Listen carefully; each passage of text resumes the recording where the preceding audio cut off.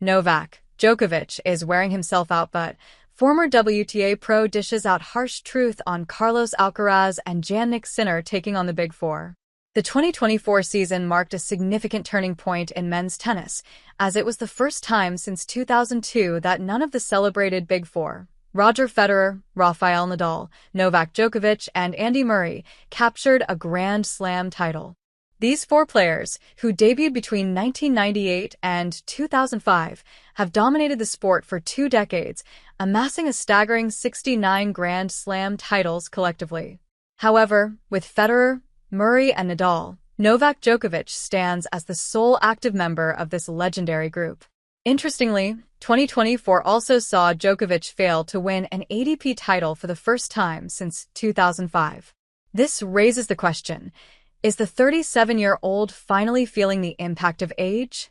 On March 26th, during an interview with Agence France Presse, AFP, a French international news agency, one of the most promising tennis players of the 1980s and a former top 20, Catherine Tanvir was asked if he was worried that it will be difficult to replace the Big Four after the golden era.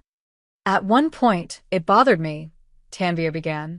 "We see Murray quitting due to injury, and Federer quitting due to injury. They aren't being pushed out by a younger generation," he continued. "And Djokovic? Djokovic is wearing himself out but isn't being pushed out by the younger generations. He was still a semi-finalist at the Australian Open, an Olympic champion in Paris. He won Grand Slams a year or 2 ago. What about the so-called Big Two, Carlos Alcaraz and Jannik Sinner? After that, there are still some great players like Sinner and Alcaraz who will hold the fort for a long time. It's still good, but they haven't pushed them out," she concluded. Both Carlos Alcaraz and Jannik Sinner have been in the discussion for a while now. Alcaraz, 21, has won 4 Grand Slam titles in his career so far, while Jannik Sinner, 23, has clinched 3. And according to their peer, Thanasi Kokkinakis, it's fair to compare them to the Big Three.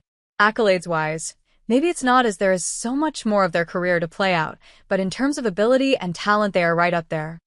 Even the 7-time Grand Slam winner, Mats Wilander, thinks that both Sinner and Alcaraz are following in the footsteps of the Big Three in terms of level. But then there are some like Roger Federer's former coach, Paul Annacone, who think it's going to be fun, but let's not compare them to the Big Three yet. Even according to Carlos Alcaraz, these tennis greats have already set the bar for tennis, and he admits that although it's nice to fight for great things, but to get to the point of that rivalry between Rafa, Federer, and Djokovic, the truth is that this is practically going to be impossible to repeat.